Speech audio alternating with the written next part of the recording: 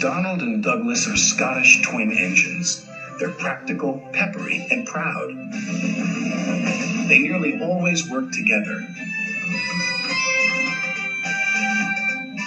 One day, Donald and Douglas were chuffing through the countryside, hauling a heavy load.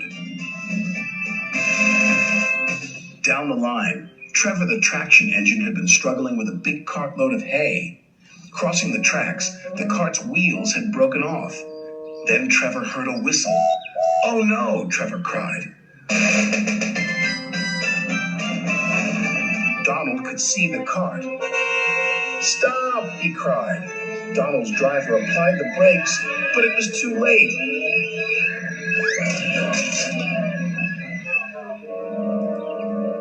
Luckily, no one was hurt.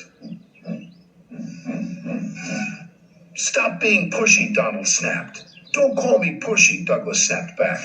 "You shouldn't have pushed me into the cart," huffed Donald. "You pulled me, you mean," argued Douglas. "Didn't. Did. Did not. Did too." Before long, the track was cleared, and Donald and Douglas were on their way. The twins were so cross they refused to speak to each other for the rest of the day.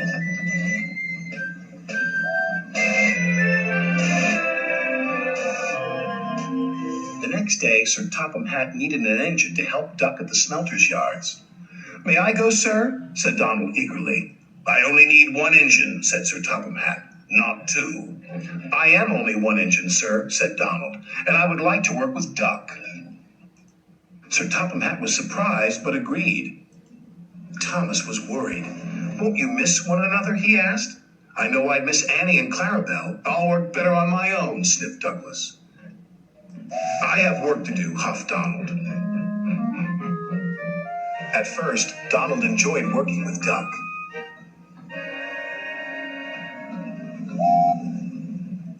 Then things started to go wrong.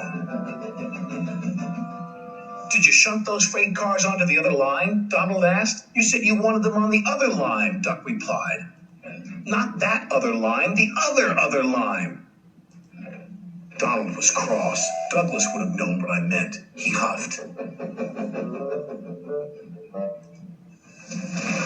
Douglas was working on his own. He chuffed dutifully through the beautiful countryside. But Douglas had no one to share it with.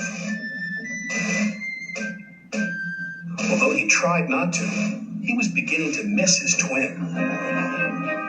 That night, Douglas's driver took him to visit Donald. "I was just passing," said Douglas. "Have you come to say you're sorry?" Donald sniffed. This made Douglas very cross. "I've nothing to be sorry for," he said, and steamed away in a huff. The next day, Donald was in a bad mood. Duck could see he was getting too close to the buffers. "Look out!" Duck shouted, but it was too late. Donald's driver was very cross. "This wouldn't have happened if you were working with Douglas," he said. Donald knew he was right, and Duck knew he couldn't pull Donald back onto the rails. So he went for help. Douglas was sadly finishing his work as Duck steamed into the depot. "Donald is in trouble," said Duck. "Donald in trouble," Douglas cried. "I'm on my way." And he steamed off as fast as he could.